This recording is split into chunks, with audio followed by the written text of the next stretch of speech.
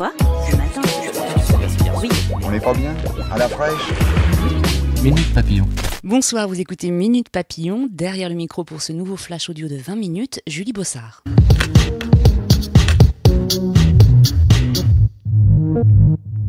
On vient de l'apprendre, le tribunal administratif a rejeté le recours contre l'État d'une trentaine de victimes du 13 novembre.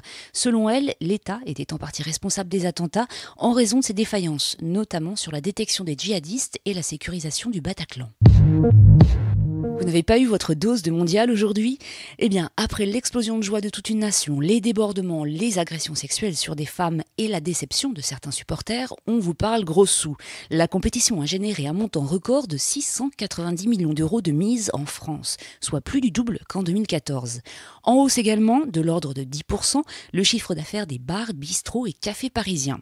La sortie prévue en août du maillot à 2 étoiles des Bleus devrait aussi faire les affaires de Nike. D'ici là, vous pouvez vous faire plaisir à moindre frais en vous offrant les timbres collector émis par la Poste. Ils sont frappés d'un Merci les Bleus et valent 5 € le carnet de 4. On reste dans les chiffres avec cette nouvelle amende record infligée à Google. L'Union européenne lui ordonne en effet de régler 4,34 milliards d'euros.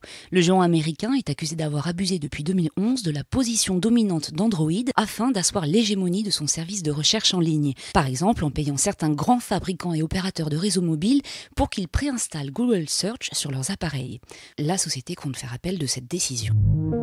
Santé. 3 séropositifs sur 5, soit 21,7 millions de personnes, ont aujourd'hui accès au traitement. Une proportion jamais atteinte jusqu'à présent. Mais qui fait craindre à l'ONU-SIDA, l'instance chargée de lutter contre la maladie, une crise de la prévention et du financement. 7 milliards par an manqueraient pour maintenir ces résultats, alerte l'agence onusienne.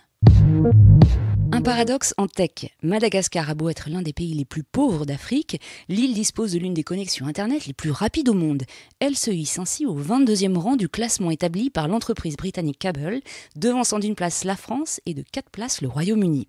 Merci qui? Merci le réseau East African Submarine Cable System, soit 10 000 km de câbles sous-marins qui s'étendent du Soudan jusqu'en Afrique du Sud. La tech, c'est chouette, un peu moins lorsque seuls 2,1% des 25 millions d'habitants du pays ont accès à Internet et 13% à l'électricité.